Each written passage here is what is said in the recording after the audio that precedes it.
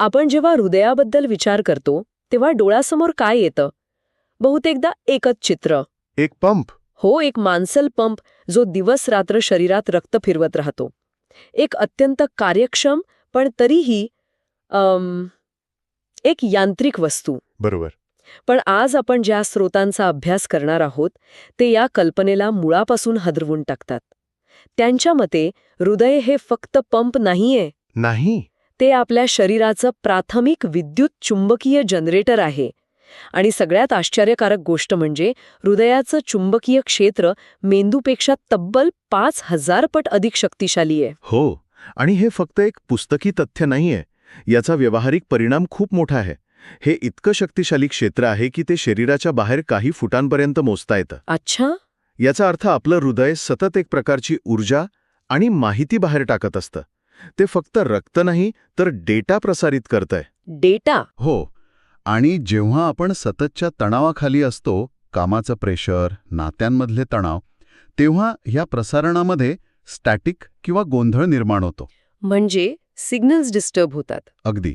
विचार करा, तुमच्या शरीराच्या मेन ब्रॉडकास्टिंग स्टेशनमधूनच जर गोंधळलेले सिग्नल जाऊ लागले तर त्याचा परिणाम प्रत्येक अवयवावर, प्रत्येक पेशीवर होणारच. मेंदूची निर्णयक्षमता कमी होते, प्रतिकारशक्ती कमकुवत होते, म्हणजे सगळी सिस्टीमच विस्कळीत होते. बरोबर. म्हणूनच आजच्या चर्चेचा उद्देश फक्त शांत व्हा किंवा मेडिटेशन करा असं वरवरचं सांगणं नाहीये. नाही, अजिबात नाही. आपण त्या मागच्या विज्ञानात खोलवर जाणार आहोत. आपण हृदयाच्या फ्रिक्वेन्सीला स्थिर कसं करायचं याबद्दल बोलणार आहोत. आणि स्रोतानुसार हे करण्याची एक किल्ली एका विशिष्ट ध्वनी लहरीमध्ये, एका मंत्रामध्ये दडलेली आहे. बरोबर. तर आज आपण हेच उलगडणार आहोत की एक साधा ध्वनी आपल्या जीवशास्त्रावर, आपल्या केमिस्ट्रीवर इतका खोलवर परिणाम कसा करू शकतो. आणि याची सुरुवात एका महत्त्वाच्या मोजमापाने करूया.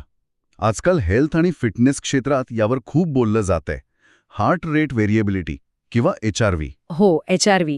स्रोतांमध्ये तर याला जैविक वयाचं मोजमाप करण्यासाठी सध्याचा गोल्ड स्टँडर्ड म्हटलंय. Gold standard. हो. म्हणजे कॅलेंडरनुसार आपलं वय काहीही असो, पण आपल्या शरीर आतून किती तरुण किंवा म्हातारं आहे हे HRV वरून कळतं. पण हे इतकं महत्वाचं का मानलं जातं? हे नक्की काय मोजतं? खूप चांगला प्रश्न आहे. HRV म्हणजे साध्या भाषेत सांगायचं तर हृदयाच्या 2 ठोक्यांमधल्या वेळेतला सूक्ष्म फरक. आपल्याला वाटतं की आपलं हृदय एका स्थिर लयीत म्हणजे टिकटॉक टिकटॉक असं चालतं. हो, मला तर तसंच वाटायचं. पण निरोगी हृदय असं चालत नाही. त्यात सूक्ष्म बदल होत असतात. आणि हे बदल खूप महत्वाचे आहेत. ते कसे? याला समजण्यासाठी एक सोपी उपमा वापरूया. आपली ऑटोनॉमिक नर्वस सिस्टम म्हणजे शरीराचा ऑटो पायलट समजा. ती आपला श्वास घेणं, पचनक्रिया, हृदयाचे ठोके हे सगळं नकळतपणे सांभाळते. अच्छा. आणि HRV म्हणजे हा ऑटो पायलट किती हुशार आणि परिस्थितीनुसार बदलणारा आहे याचे एक प्रकारे रिपोर्ट कार्ड आहे. म्हणजे उच्च HRV असणं हे चांगल्या ऑटो पायलटचं लक्षण आहे. बरोबर. अगदी बरोबर. उच्च HRV म्हणजे तुमची सिस्टीम लवचिक आहे. ती तणावाला पटकन सामोरे जाते आणि त्यातून लगेच बाहेर पडून पूर्ववत होते. ओके. स्रोतांमध्ये एक उत्तम उदाहरण दिलंय. जे एलिट ॲथलीट्स असतात त्यांचा HRV खूप जास्त असतो. त्यामुळेच ते प्रचंड शारीरिक ताणानंतरही काही मिनिटात रिकवर होतात. खरंय? याउलट जो माणूस सतत ऑफिसच्या डेडलाईनच्या आणि कामाच्या तणावाखाली आहे त्याचा HRV खूप कमी असतो.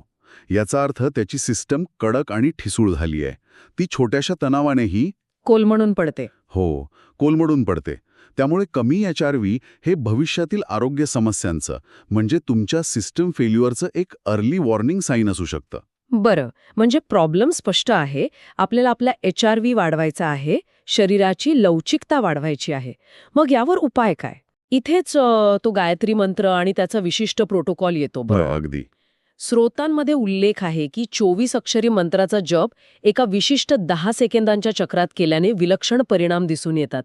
मला सांगा, हा 10 सेकंदांचा तालच इतका महत्वाचा का आहे? त्यात काय जादू आहे? यामागे जादू नाही तर शुद्ध सायन्स आहे. हा 10 सेकंदांचा ताल शरीरात एक विशेष स्थिती निर्माण करतो, ज्याला म्हणतात कार्डियॅक कोहरन्स. कार्डियॅक कोहरन्स? हो.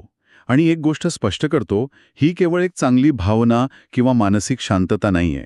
ही एक मोजता येणारी शारीरिक स्थिती आहे. अच्छा. या स्थितीत काय होतं तर हृदयाचे ठोके, श्वासोच्छवासाची गती आणि रक्तदाब हे सर्व एकाच सुसंवादी लहरीमध्ये म्हणजे हार्मोनिक वेव्हमध्ये सिंक्रोनाइज होतात. सिंक्रोनाइज होतात. हो, जणू काही शरीरातले वेगवेगळे वादक अचानक एकाच सुरात वाजू लागतात. म्हणजे शरीराच्या आतला सगळा गोंधळ थांबून एक प्रकारची शांतता निर्माण होते. पण हे 10 सेकंदांचं गणित कसं जुळून येतं? स्रोतानुसार आपल्या कार्डिओव्हॅस्क्युलर सिस्टीमची म्हणजे हृदय आणि रक्तवाहिन्यांच्या प्रणालीची एक नैसर्गिक रेझोनंट फ्रिक्वेन्सी असते. ओके. ती आहे 0.1 हर्ट्झ. आणि 0.1 हर्ट्झ म्हणजे प्रति सेकंड 0.1 चक्र. म्हणजेच 10 सेकंदात एक चक्र. अच्छा, म्हणजे हे असं गणित आहे. हो, त्यामुळे जेव्हा आपण श्वास आणि मंत्रोच्चार यांचा 10 सेकंदांचं चक्र तयार करतो, तेव्हा आपण आपल्या शरीराच्या नैसर्गिक फ्रिक्वेन्सीशी स्वतःला ट्यून करत असतो. जसं आपण रेडिओवर अगदी योग्य स्टेशन लावल्यावर आवाज स्पष्ट येतो. आणि बाकीचा गोंगाट नाहीसा होतो. अगदी तसंच. या स्थितीत हृदय आणि मेंदू एका एकत्रित क्षेत्रात गोंधळाशिवाय पूर्ण क्षमतेने काम करतात. हे अविश्वसनीय आहे. म्हणजे हृदय आणि मेंदू एका सुरात काम करत आहेत, शरीरातला ऑर्केस्ट्रा व्यवस्थित चाललाय. पण याचा परिणाम फक्त या 2 अवयवांपुरता मर्यादित असतो का? नाही. की या सुसंवादाचे पडसाद संपूर्ण शरीराच्या केमिस्ट्रीवर म्हणजे आपल्या हॉर्मोन्सवर पण उमटतात. कारण स्रोतांमध्ये यूथ हॉर्मोन किंवा तारुण्याचा हॉर्मोन अशी एक संकल्पना मांडली आहे. नक्कीच उमटतात आणि हीच या प्रक्रियेतली पुढची आणि सर्वात रंजक पायरी आहे. ओके. यामागे एक स्पष्ट जैविक यंत्रणा आहे. जेव्हा आपण या लयबद्ध पद्धतीने जप करतो, तेव्हा आपल्या शरीरातील वेगस नर्व उत्तेजित होते. Vagus nerve. हो, ही वेगस नर्व म्हणजे शरीराचा इन्फॉर्मेशन सुपर हायवे आहे, जी मेंदूला शरीराच्या महत्वाच्या अवयवांशी जोडते. एक प्रकारची 2 वे कम्युनिकेशन लाईन आहे. अच्छा. आणि या लयबद्ध उत्तेजनेमुळे वेगस नर्व आपल्या अधिवृक्क ग्रंथींना म्हणजे आपल्या किडनीच्या वर असलेल्या छोट्या ग्रंथींना एक थेट रासायनिक आदेश पाठवते. थांबा.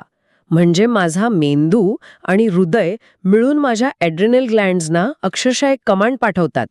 हे बनवणं थांबव आणि ते बनवायला सुरुवात कर. असं? बरोबर. हे नेमकं कसं घडतं? तो आदेश काय असतो? तो आदेश असतो उत्पादन बदला.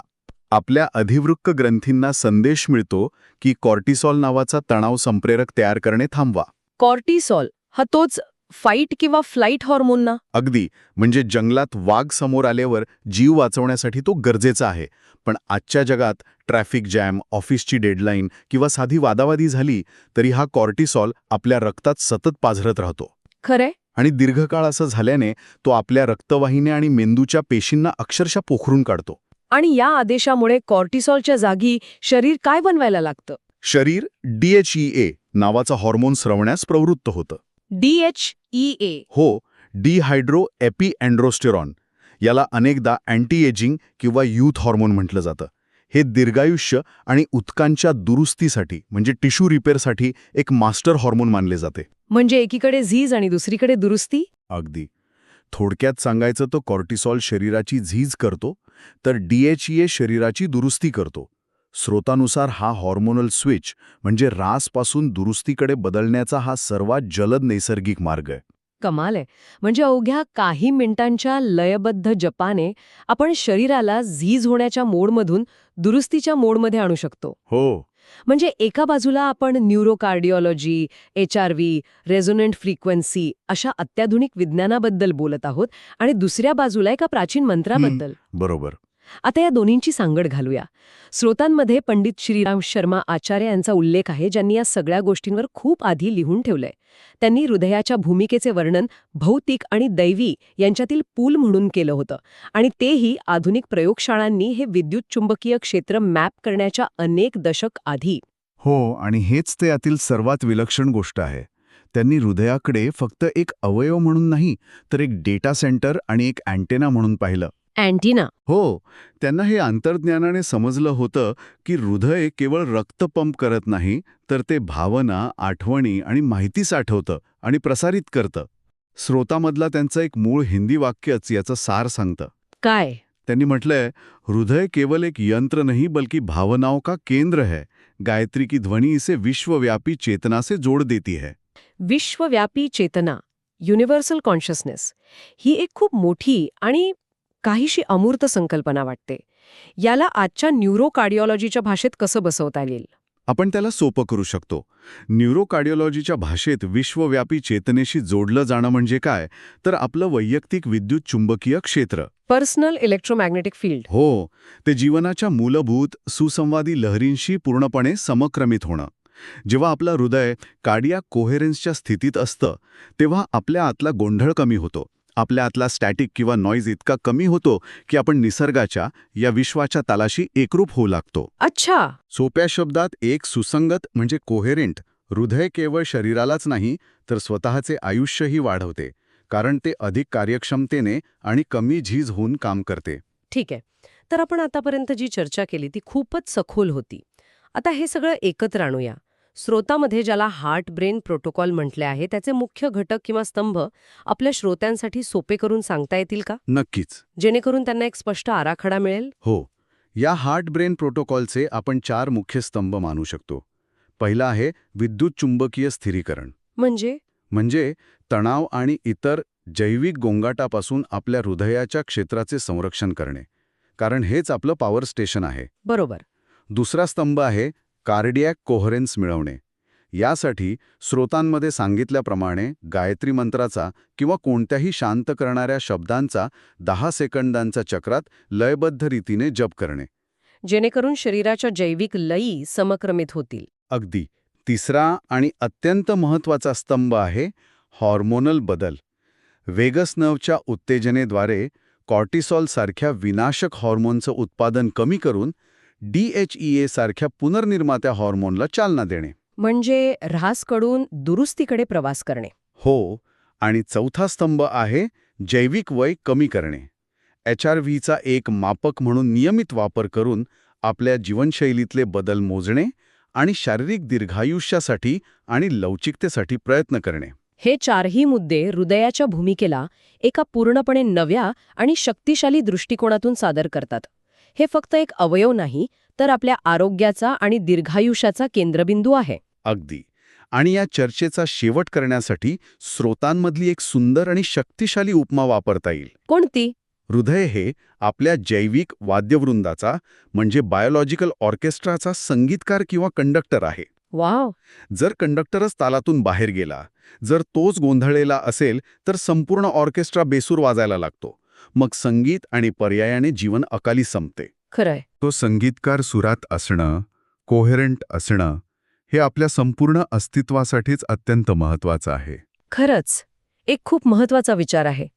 या संपूर्ण चर्चेचा मुख्य आणि कृती करण्यायोग्य विचार हाच आहे की आपल्या जनरेटरचे म्हणजेच हृदयाचे संरक्षण करा, त्याची लय समक्रमित करा आणि संभाव्यतः आपलं निरोगी आयुष्य वाढवा. आणि जाता जाता श्रोत्यांसाठी एक विचार करायला लावणारा प्रश्न सोडून जातो. बोला. आज आपण ज्या स्रोतांचा अभ्यास केला त्यात एका विशिष्ट 24 अक्षरी मंत्रावर आणि त्याच्या 10 सेकंदांच्या तालावर लक्ष केंद्रित केलं आहे. यातून एक महत्त्वाचा प्रश्न निर्माण होतो, ही शक्ती केवळ त्या विशिष्ट अक्षरामध्ये आहे की तो लय किंवा ताल स्वतःच अधिक महत्त्वाचा आहे? श्वास आणि उच्चारांचे ते अचूक 10 सेकंदांचे चक्र, जे कदाचित कार्डियाक कोहेरन्सची वैश्विक किल्ली असू शकते. आणि जर तसं असेल तर इतर कोणत्या प्राचीन परंपरांनी आणि संस्कृतींनी त्यांच्या स्वतःच्या प्रार्थनांमध्ये, मंत्रांमध्ये किंवा गाण्यांमध्ये अशाच प्रकारच्या लयबद्ध किल्ले शोधल्या असतील, ज्या नकळतपणे याच वैज्ञानिक तत्वावर काम करत असतील?